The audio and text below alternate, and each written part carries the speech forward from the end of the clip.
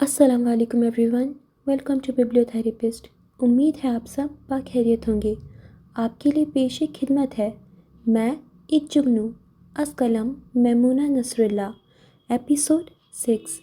कितनी दफ़ा कहा है अम्मी से बाल सीधे करवाने दें, नहीं तो कटवाने दें। मैं तुम्हें सीधा करके रख दूँगी, खबरदार बालों को हाथ भी लगाया तो। इतने प्यारे हैं, रेशम के लच्छे जैसे। अम्मी की तशबीहात पर अली फिर हंसा था और उसकी हंसी मरियम को और गुस्सा दिला गई। ओ रेशम के लच्छों वाली, जाओ मेरे लिए एक गिलास पानी भर लाओ। अली ने उसी के अंदाज में आंखें घुमाई। मरियम ने उस हुक्म पर उसे घूर कर देखा। अम्मी उसे फारिग कर चुकी थीं। अब वो अपने बालों का चूड़ा बना रही थी। नौकर नहीं लग रही तुम्हारी, जाओ खुद भी पियो और मेरे लिए भी भर कर लाओ। बोलते हुए उसी के सोफे पर आकर बैठी। उधर अम्मी ने भाभी को आवाज़ लगाई थी। चंद लम्हों बाद वो हाजिर थीं। अम्मी अब उनके सर में तेल डाल रही थीं। अम्मी की ज़िंदगी का मकसद तो जैसे अपनी औलाद का लाड उठाना ही था। शर्म नहीं आती भाई से ऐसे लहजे में बात करती हो, गुस्ताख। अली ने आंखें दिखाईं। लहजा सरासर शरारती था। शर्म भाई को आनी चाहिए, मुझसे 1 साल छोटा है। वो इत्मीनान से बोली। अम्मी और भाभी उनकी बातों को सुनने की बजाय आपस में बातें करने लगीं। तुम्हें पता है लोगों के भाइयों के घर में कैसे रौब होते हैं। बहनें तर काँपती हैं। शुक्र करो इतना अच्छा भाई मिला। तुम शुक्र करो अच्छी बहन मिली, इतनी खूबसूरत। हाँ, चुड़ैल के बालों वाली। बंदर क्या जाने अदरक का स्वाद। शुक्र करो तुम पर रौब नहीं रखता। ओ माय गॉड, मैं डर गई। शक्ल देखी है अपनी, बड़े आए रौब रखने वाले।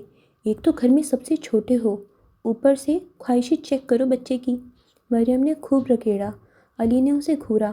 मेरा दोस्त अपनी बहनों से छोटा है, लेकिन उसकी बहनें उसका हुक्म मानती हैं, उससे डरती हैं।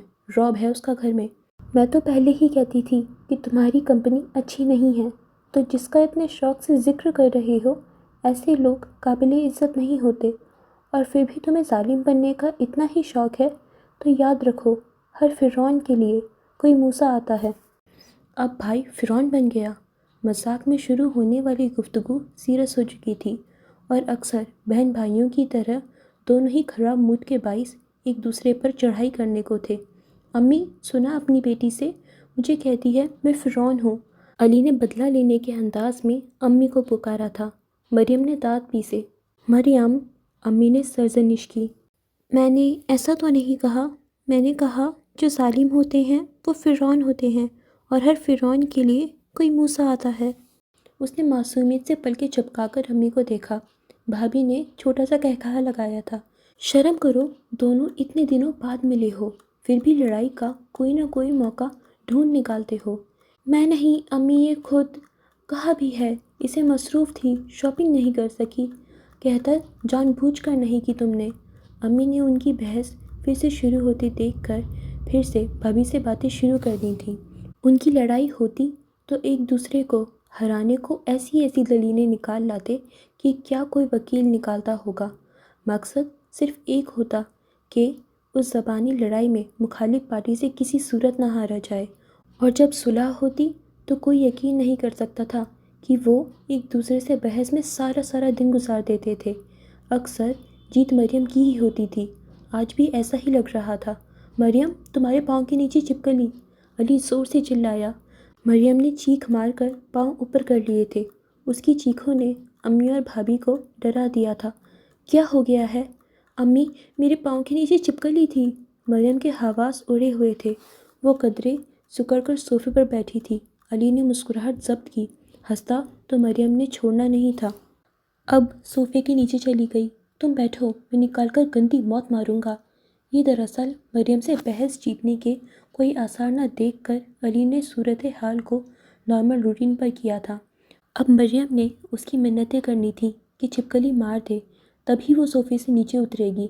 फिर वो उसे कहेगा, मुझे अच्छा भाई कहो, मेरी तारीफ़ करो। अम्मी और भाभी तो सूरत हाल को समझ गई थी, लेकिन मरियम ने अभी तक अली के चेहरे की मुस्कुराहट नहीं देखी थी। प्लीज़ अली, अच्छे भाई हो, इसे मार दो। पहले मेरी तारीफ़ में 10 जुमले कहो। अली ने टांग पर टांग चढ़ाई। मरियम ने उसे घूरना चाहा, मगर मसला ये था कि घर में छिपकलियाँ, कॉकरोच और हर किस्म की बला صرف وہی مرتا تھا۔ تم میرے اچھے بھائی ہو، ہینڈسم ہو، پیارے ہو، خوبصورت ہو، یہ ساری ایک ہی باتیں ہیں۔ ان میں سے صرف ہینڈسم والا جملہ گنا جائے گا۔ چلو اور سوچو، کچھ ہو تم میں تو سوچوں۔ ٹھیک ہے، میں جا رہا ہوں باہر، ایک دوست کو ملنا ہے۔ وہ بے نیازی سے بولتا اٹھنے لگا۔ مریم نے لپک کر اس کے بازو کو پکڑا۔ وہ ابھی صوفے پر ہی تھی۔ علی، میرے بھائی، بیٹھو، میں سوچ رہی ہوں، کچھ نہ کچھ تو مل ہی جائے گا۔ تم خود اٹھ کر مار دو، کیوں اس کی منتیں کر رہی ہو؟ بھابھی نے کہا۔ میں چھپکلی کو دیکھ کے مر جاؤں گی۔ حاضرین، کوئی کہہ سکتا ہے ان خاتون کی زبان جب چلتی ہے تو رکنے کا نام نہیں لیتی، اور اب کیسے بھائی کی منتیں کی جا رہی ہیں۔ دیکھا بھائی کتنے کام کے ہوتے ہیں، بھائی نہ ہو تو تمہارے گھروں میں چھپکلیوں کے ڈھیر لگ جائیں۔ اور تم مجھے فرعون کہہ رہی تھی؟ تمہیں نہیں کہہ رہی تھی۔ مریم زچ ہوئی۔ مجھے تو ایسا ہی لگا، تو اس کے بدلے ایک بار سوری اور 10 میری تعریفی جملے۔ بدتمیز، مریم نے دل میں اسے سنایا، لیکن در حقیقت علی کی شرطیں پوری کیے بغیر کوئی چارہ نہیں تھا۔ آپی نے اسے اپنے گھر بلایا تھا، ان کے گھر مہمان آنے والے تھے، تو وہ ان کی مدد کے لیے وہاں چلی گئی تھی۔ جب رات کو گھر لوٹی تو امی نے اسے دیکھتے ہی کہا، تمہارے ابو بلا رہے ہیں، کمرے میں آؤ۔ امی کی سنجیدگی پر اسے حیرت ہوئی۔ اچھا، چادر اتار کر آتی ہوں۔ امی نے سر ہلا دیا۔ وہ چادر اور پرس رکھنے کے بعد باہر نکل آئی تھی۔ دروازے پر رک کر ہولے سے دستک دی تھی۔ آ جاؤ، ابو کی سنجیدہ سی آواز آئی۔ السلام علیکم ابو جی۔ وہ چہرے پر مسکراہٹ لاتے اندر داخل ہوئی۔ امی بیٹھ کے دوسری جانب بیٹھی تھیں۔ وعلیکم السلام، آؤ بیٹھو۔ ابو نے بیڈ پر اپنے سامنے بیٹھنے کا اشارہ کیا۔ اللہ خیر کرے، کیا معاملہ ہے؟ وہ ماحول کی سنجیدگی کو دیکھتے دل میں سوچنے لگی، پھر چل کر ابو کے سامنے جا کر بیٹھ گئی۔ ابو آلتی پالتی مارے بیٹھے تھے۔ مریم پاؤں والی سائڈ سے دونوں ٹانگیں لٹکا کر بیٹھی تھی۔ جی ابو، آپ نے بلایا تھا؟ ماحول پر چھائی سنجیدگی اسے ڈرانے لگی تھی۔ میر حاشر کون ہے؟ ابو کی آواز آئی۔ جی؟ وہ ابو کے تاثرات دیکھ کر سن ہوئی۔ نام سے جانتی ہوں، میرے ہاسٹل فیلو کا بھائی ہے، باقی نہیں پتہ۔ یہ زندگی میں پہلی بار تھا کہ اس کے ابو نے اس سے کسی لڑکے کے بابت سوال کیا تھا۔ آج اس کا رشتہ لے کر اس کے والدین آئے تھے۔ مریم خاموشی سے ابو کو دیکھنے لگی، جبکہ ابو اس کے چہرے کو دیکھ رہے تھے۔ تم میر حاشر کو کتنا جانتی ہو؟ یہ کیا معاملہ ہے؟ مریم کی ٹانگیں کانپنے لگی تھیں۔ وہ بھلے بے قصور تھی، لیکن جب اس کے ابو نے سخت لہجہ اختیار کیا تو اسے لگا وہ یہیں گر پڑے گی۔ زندگی میں سب سے زیادہ محنت تو اپنی عزت اور اعتبار بنانے میں کی تھی، تو کیا وہ ناکام رہی تھی؟ مریم نے لمحے بھر کو ابو کے چہرے کو دیکھا۔ وہاں صرف سختی نظر آئی تھی۔ جب میں بے قصور ہوں تو ڈر کیوں رہی ہوں؟ اس نے خود کو ہمت دی۔ پھر اس نے ابو کو ہوٹل والے واقعے سے لے کر حاجرہ بی بی کے ہاسٹل آنے تک کی ساری باتیں بتا دی تھیں۔ اس دوران ابو اور امی کی نظریں اس کے چہرے پر جمی رہیں۔ اس کی پھپھو نے تمہیں کیوں سنا دی اتنی؟ امی کو یہ سن کر غصہ آیا تھا، کیونکہ ان کے خیال سے ان کے بھتیجے کے انکار کے پیچھے میرا ہاتھ ہے، اس لیے۔ واقعی؟ امی، کیا ہو گیا ہے؟ میں آپ کو ایسی لگتی ہوں؟ وہ روحاسی ہو کر رو دینے کو تھی۔ او ہو! ابو نے امی کو دیکھ کر سرزنش کی۔ بیٹا، آپ کی امی کی بات کا مطلب یہ نہیں تھا۔ ابو، میں نے ہمیشہ اپنی اور آپ کی عزت کا خیال کیا ہے، میں کیا آپ کو ایسی لگتی ہوں؟ بولتے ہوئے اس کا لہجہ بھر آیا تھا۔ امی ابو کی اس عدالت نے اس کا دل دکھا دیا تھا۔ ارے نہیں میرا بچہ، ابو نے آگے بڑھ کر اس کا سر تھپتھپایا۔ مریم نے پلکیں جھپکا کر آنکھوں کی دھندلاہٹ کو کم کرنے کی کوشش کی۔ اس معاملے میں تم سے پوچھنا ضروری تھا، اس لیے پوچھا، اور پوچھنے کا مطلب یہ نہیں کہ تم پر اعتبار نہیں ہے۔ ہم صرف اس فیملی کے متعلق جاننا چاہتے تھے جو آج رشتہ لے کر آئی ہے، کہ وہ کیسے لوگ ہیں اور تم انہیں کتنا جانتی ہو، اور تمہارے ان کے بارے میں کیا رائے ہے۔ میں زیادہ نہیں جانتی، چند دن پہلے ہی ان کے گھر گئی تھی، وہ بھی آخری وقت پر مسئلہ ہو گیا تھا، اور ان کے بیٹے سے بھی 1-2 بار سرسری ملاقات ہوئی ہے، اور وہ بھی مجھے اس میں پسند نہیں آیا۔ وہ نظریں جھکائے رہی۔ اب اس کا لہجہ متوازن تھا۔ برا لڑکا ہے؟ ابو نے سوال کیا۔ مریم مر جانے کو تھی۔ بھلا کب اس کی ابو سے اس طرح کے ٹاپک پر بات ہوتی تھی؟ اچھا برا تو نہیں پتا، لیکن مجھے بہت مغرور لگا۔ اس معاملے پر تمہاری کیا رائے ہے؟ انہیں دوبارہ بلائیں؟ آپی کے رشتے کے وقت امی نے ان سے یہ سوال پوچھے تھے۔ اسے نہیں معلوم تھا کہ اس سے ابو پوچھیں گے۔ شرم کے مارے اس کی ٹانگیں مزید کانپنے لگی تھیں، لیکن خود کو پر امید ظاہر کرنے کو اس نے سر اٹھا کر امی ابو کو دیکھا۔ جو آپ کو مناسب لگے۔ ابو جی، آپ کا فیصلہ حرف آخر ہے۔ میں جاؤں؟ وہ بات ختم کر کے بس بھاگنا چاہتی تھی۔ ہاں جاؤ۔ اجازت ملتے ہی وہ تیزی سے باہر کو آئی تھی۔ 2 دن ہی گزرے تھے کہ ابو نے پھر سے اسے طلب کر لیا تھا اور اس بار اس کے کزن کے رشتے کے بابت پوچھا تھا۔ اپنے کزن کا نام سنتے ہی اس کے اندر غصے کی لہر اٹھی تھی۔ وہ خاموشی سے ابو کی بات سنتی رہی، جو کہہ رہے تھے کہ اپنے بہت بہتر ہوتے ہیں، لیکن پھر بھی وہ اس کی رائے جاننا چاہتے ہیں۔ اور اس دوران ابو نے لمحے بھر کو بھی اس سے نگاہیں نہیں ہٹائیں تھیں۔ اسے سمجھ نہیں آیا تھا یہ بے اعتباری تھی یا واقعی ضروری تھا۔ 2 دن پہلے کسی انجان بندے کا رشتہ آتا ہے تو اسے بلا کر پوچھتے ہیں کہ کہیں اس میں اس کا ہاتھ تو نہیں، اور پھر 2 دن بعد ہی ان کے بھتیجے کا رشتہ آتا ہے اور ابو کہتے ہیں کہ وہ اپنا ہے اور بہتر ہے۔ تو کیا ابو یہ سمجھ رہے تھے کہ پہلا رشتہ وہ لائی تھی، یعنی اس کی پسند تھا، تو اسے بازی رکھنے کو متبادل اس طریقے سے پیش کیا گیا کہ بیٹی یہ بھی نہ سمجھے کہ باپ اعتبار نہیں کرتا اور اس رشتے سے پیچھے ہٹ جائیں۔ اسے بہت دکھ ہوا تھا یہ سوچ کر کہ ابو اس پر شک کر رہے ہیں، یا شاید سب باپ ایسے ہی بیہیو کرتے ہوں گے۔ وہ سر جھکائے سوچے جا رہی تھی، یا شاید ابو ایسا نہ سوچ رہے ہوں، میرا وہم ہو، ابو ویسے ہی مجھ سے رائے مانگ رہے ہوں۔ وہ خود کو جواز دے رہی تھی، اپنی فضول سوچوں کو رد کر رہی تھی۔ تمہاری کیا رائے ہے؟ ابو نے گیند اس کے کوٹ میں ڈالی۔ ابو، مجھے حمزہ نہیں پسند، اس کے علاوہ آپ جہاں میری شادی کرانا چاہیں۔ ابو جو کرسی کی پشت سے ٹیک لگائے بیٹھے تھے، ایک دم سے سیدھے ہوئے۔ کیا مطلب؟ مطلب مجھے حمزہ سے شادی نہیں کرنی، اس کے علاوہ کہیں بھی۔ اس سے کیوں نہیں؟ اس کے علاوہ کون؟ وہ بہت بار میرا راستہ روک کر مجھے تنگ کر چکا ہے، اس لیے مجھے نہیں پسند وہ۔ تم نے پہلے کیوں نہیں بتایا؟ پوری بات بتاؤ، کیا ماجرا ہے؟ جب سے اسلام آباد میں پڑھنا شروع کیا ہے اس نے مجھے تنگ کرنا شروع کیا۔ اس کے خیال میں گھر سے دور رہنے لگی ہوں تو میں اچھی لڑکی نہیں رہی۔ وہ یہ نہ کہہ سکی کہ وہ اسے آوارہ کہتا تھا، راستہ روک کر فضول جملے کستا تھا اور پھر کہتا کہ میں تم سے شادی کر کے تمہارے سارے کسے بل نکال دوں گا۔ اوہ مریم عالم! ابو کا تو اتنا سا ہی سن کر چہرہ سرخ ہو گیا تھا۔ مریم سر جھکائے بیٹھی تھی۔ تم نے مجھے بتایا کیوں نہیں؟ مجھے لگا بات بڑھ جائے گی اور جب پھیلے گی تو خواہ مجھ پر کیچڑ آئے گی، بھلے میرا قصور نہ ہو۔ تمہاری امی کو معلوم ہے؟ نہیں، گھر میں کسی کو نہیں بتایا میں نے، بس پہلے سے زیادہ احتیاط شروع کر دی۔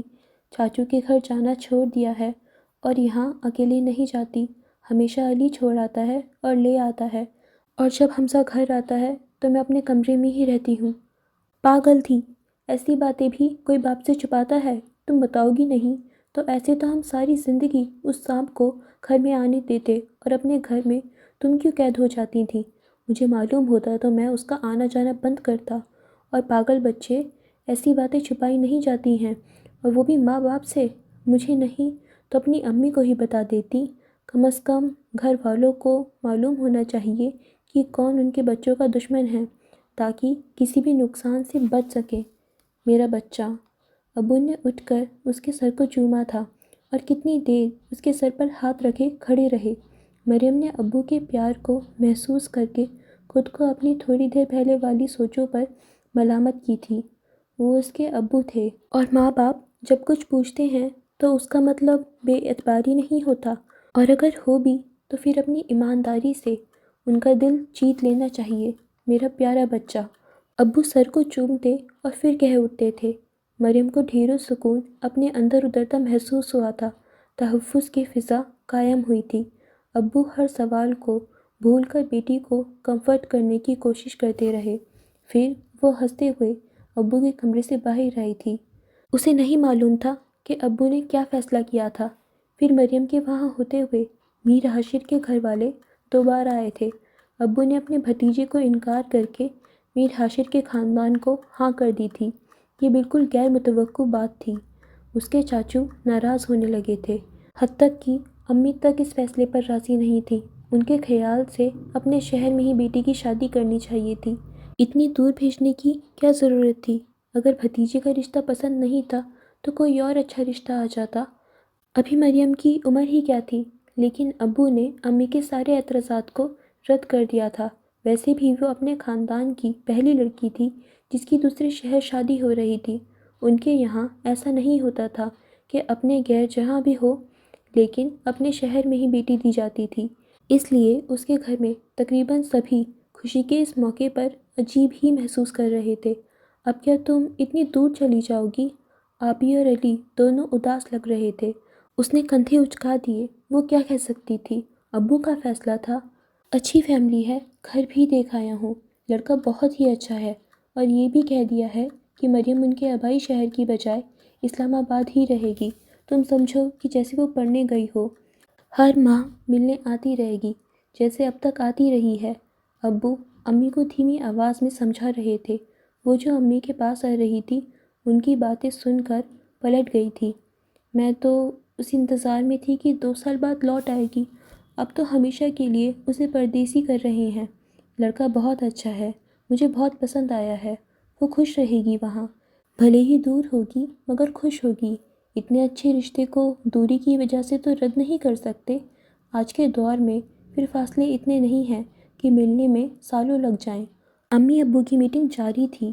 ابو کے ہاں کرتے ہی اگلے دن وہ لوگ رسم کرنے آ گئے تھے، اور جب باقاعدہ رسم کرنے آئے تھے تو اتنا ڈھیروں سامان، مریم کے گھر والوں کے لیے بھی تحفے تھے جسے اس کی امی نے بہت اصرار کے باوجود بھی قبول نہیں کیا تھا۔ ہاجرہ بہن، ہمارے یہاں بیٹی کے سسرال سے صرف بیٹی کے لیے چیزیں آتی ہیں، ہم سب کے لیے ان کو قبول کرنا عجیب ہے۔ آپ برا نہ مانیں لیکن ہماری ریت ہے۔ ہاجرہ بی بی کیا کہتی؟ وہ خود بھی جانتی تھی ان کے یہاں بھی تو ایسا ہی ہوتا تھا، لیکن وہ بیٹے کی خوشی میں اپنے سمدھیوں کو بھی تحفے دینا چاہتی تھیں جو حسب توقع قبول نہیں کیے گئے تھے۔ مریم، تمہاری ساس تو لگتا ہے پورا اسلام آباد لوٹ لائی ہے یار۔ بھائی، میری شادی بھی بہت اچھی ہوئی تھی لیکن تمہاری ساس تو پہلی رسم پر ہی اتنا کچھ لے آئی ہے۔ ابھی آگے دیکھیے گا، یہ لوگ تحفے دینے کا بہت شوق رکھتے ہیں۔ مریم ہنسی۔ ان تحفوں سے اس کا بیڈ بھر چکا تھا۔ اسے سمجھ نہیں آ رہا تھا کہ کہاں سے سمیٹے۔ اف ہاجرہ اماں۔ رشتہ طے ہونے کے بعد وہ ہاسٹل آ گئی تھی۔ نیا سیمسٹر شروع نہیں ہوا تھا ابھی، لیکن اس کی ریسرچ کی وجہ سے اس کے پاس بہت کام تھا۔ بہت کام اس لیے کہ وہ آخری وقت پر ریلیکس کرنا پسند کرتی تھی۔ سو پہلے بھرپور محنت جاری تھی۔ امی سے پتہ چلا تھا کہ اب وہ لوگ شادی کی تاریخ مانگ رہے ہیں۔ مریم کرا کر رہ گئی۔ اس نے 1.5 سال دل لگا کر اس لیے تو نہیں پڑھا تھا کہ آخری سیمسٹر میں اس کی شادی کر دی جاتی۔ پھر پتہ نہیں وہ اس طرح پڑھ پاتی کہ نہیں۔ امی سے کہا تھا کہ مہلت مانگیں، لیکن پھر بھی اسے ڈر تھا کہ ابو تاریخ دے ہی نہ دیں۔ اب وہ کس سے کہتی کہ شادی فائنل کے بعد کی جائے؟ نینا سے کہتی ہوں۔ نہیں، پتہ نہیں کیا سوچے گی۔ پہلے کی بات اور تھی، نند بن جائے گی اب تو۔ اس نے خود ہی اپنی سوچ رد کی تھی۔ یا اللہ، کیا کروں؟ کیا میر ہاشر کو فون کروں؟ مر کر بھی نہیں۔ پتہ نہیں کیا سوچے۔ وہ سوچتی ہی رہی۔ پھر وہ لیب جانے کے لیے ہاسٹل سے نکلنے لگی تو سامنے میر ہاشر اپنی 4x4 کے ساتھ ٹیک لگائے کھڑا تھا۔ مریم نے شکر کا سانس لیا۔ اللہ نے بن کہی سن لی تھی۔ نینا اور ناز کی چھٹیاں تھیں۔ اسے نہیں معلوم تھا کہ ناز ہاسٹل تھی اور وہ اسے لینے آیا ہوا تھا۔ مریم کو دیکھ کے اس نے کوئی رسپانس نہیں کیا تھا، جیسے کھڑا تھا کھڑا رہا۔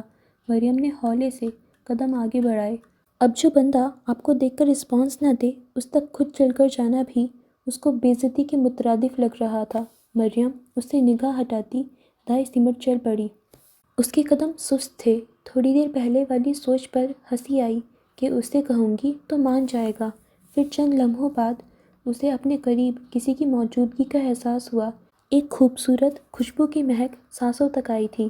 مریم نے چلتے ہوئے رک کر گردن موڑی۔ میر ہاشر تھا۔ مریم نے سوالیہ اس کے چہرے کو دیکھا۔ آپ کو کچھ کہنا تھا، وہی سننے آیا ہوں۔ مریم کے سوالیہ انداز پر وہ بولا، اچھا آپ سے کس نے کہا؟ اب وہ اسے نہیں بتانا چاہتی تھی۔ بڑا آیا، مغرور انسان۔ خود آپ نے، چلیے کہیں۔ کیا ہی کہنے تھے اس بندے کے؟ کون کہہ سکتا تھا کہ اس لڑکی سے شادی کرنے کے لیے وہ اپنے خاندان سے ٹکر لے رہا تھا؟ میں نے کب کہا؟ مریم کی تیوری چڑھ چکی تھی۔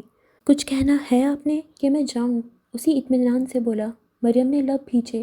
دل چاہا اس کو 2 حرف بھیج کر چل دے، مگر نہیں، اس کی پڑھائی کا سوال تھا، اس کی محنت تھی۔ ذرا سی بات پر وہ سالوں کی محنت ضائع کرنا افورڈ نہیں کر سکتی تھی۔ آپ کے گھر والے شادی کی تاریخ مانگ رہے ہیں۔ میرا ابھی فائنل سیمسٹر رہتا ہے۔ میں نے اتنی محنت کی ہے، سب ضائع ہو جائے گی۔ کیوں؟ کیونکہ شادی کے بعد زندگی مختلف ہو جاتی ہے، ذمہ داریاں بڑھ جاتی ہیں۔ یہ نہ ہو گھر کی ذمہ داریوں کی وجہ سے پڑھائی سے توجہ ہٹ جائے، یا پڑھائی کی وجہ سے گھر کی نہ کر پاؤں۔ مطلب آپ مینیج نہیں کر پائیں گی؟ جی، میرے لیے مشکل ہے۔ میں ایک ساتھ بہت سی ذمہ داریاں نہیں لے سکتی۔ ہاں، اگر آپ لوگ چاہیں تو منگنی یا نکاح کر لیں، مگر شادی میرے فائنل کے بعد۔ آپ سے اس لیے کہہ رہی ہوں کہ آپ کے گھر والوں کے اصرار پر ابو مان جائیں گے اور میری ماسٹرز کی پوزیشن ختم ہو جائے گی۔ حاشر کو معلوم تھا وہ پوزیشن ہولڈر تھی اور کوئی امکان تھا کہ گولڈ میڈل ون کرتی۔ ٹھیک ہے، شادی فائنل کے بعد۔ مریم بنا شکریہ کہے سر ہلاتی پلٹ گئی۔ میر حاشر بھی واپس اپنی جگہ پر آ کھڑا ہوا تھا اور اسے تب تک دیکھتا رہا جب تک وہ ٹیکسی میں نہیں بیٹھ گئی تھی۔ نہ میر حاشر نے اسے خود چھوڑانے کی آفر کی تھی، نہ مریم عالم نے اس سے کوئی توقع کی تھی، بلکہ اگر وہ آفر کرتا تو مریم اسے چچورا کہہ دیتی۔ وہ دونوں ہی بہت عجیب تھے اور ایک دوسرے کا بیسٹ میچ تھے۔ اوکے فرینڈز، آج کے لیے بس اتنا ہی۔ باقی پارٹ نیکسٹ ایپیسوڈ میں۔ تب تک کے لیے اب جلدی سے ہماری یوٹیوب چینل کو سبسکرائب کر لیجیے اینڈ ہماری انسٹاگرام پیج کو فالو کر لیجیے۔ خدا حافظ۔